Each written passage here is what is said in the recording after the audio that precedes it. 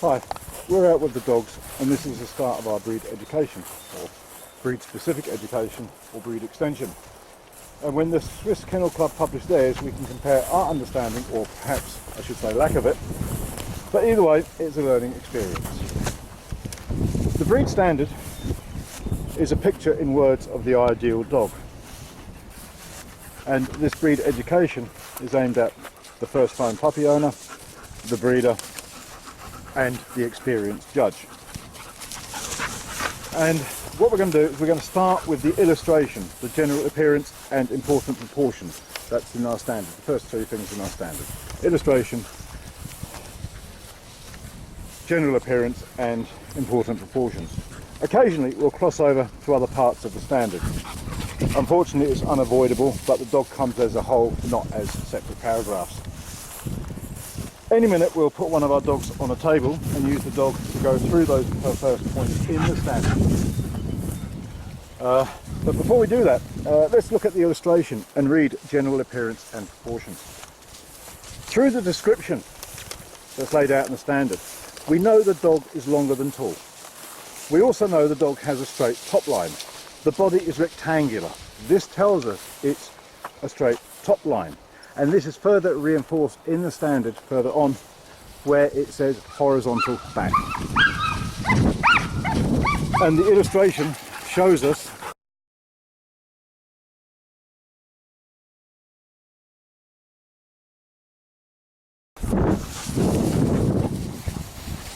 this as well. All pretty straightforward so far. It also says that the ideal Belgian Blanc is medium size. Therefore, it's medium size, and males range in size from 58 to 66. So therefore, medium size is actually 62 centimeters.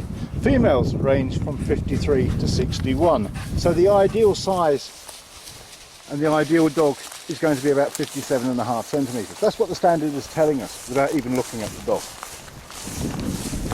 Now, if we take a look at the breed extension that comes from Australia, that the Australian Kennel Club have issued, and this is used to educate both judges and breeders in Australia. In their breed extension, they've got ideal size and maximum size. And how can that be?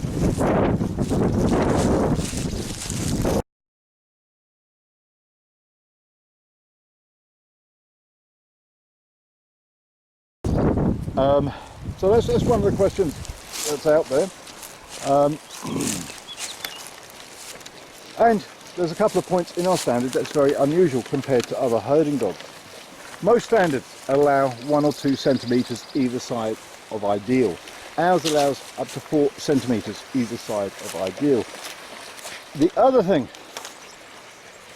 that is very, very unusual, and I think we're the only herding dog to have this, is the proportions. We have a very long herding dog. Most herding dogs are square or a little off square, with proportions, for example, of 9 to 8, 9 long, 8 high, 11 long, 10 high. Our proportions in our breed is very specific, 12 long to 10 high.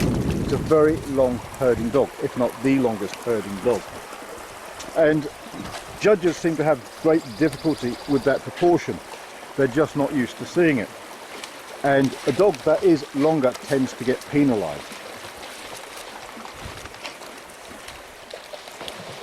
That's it. That's it.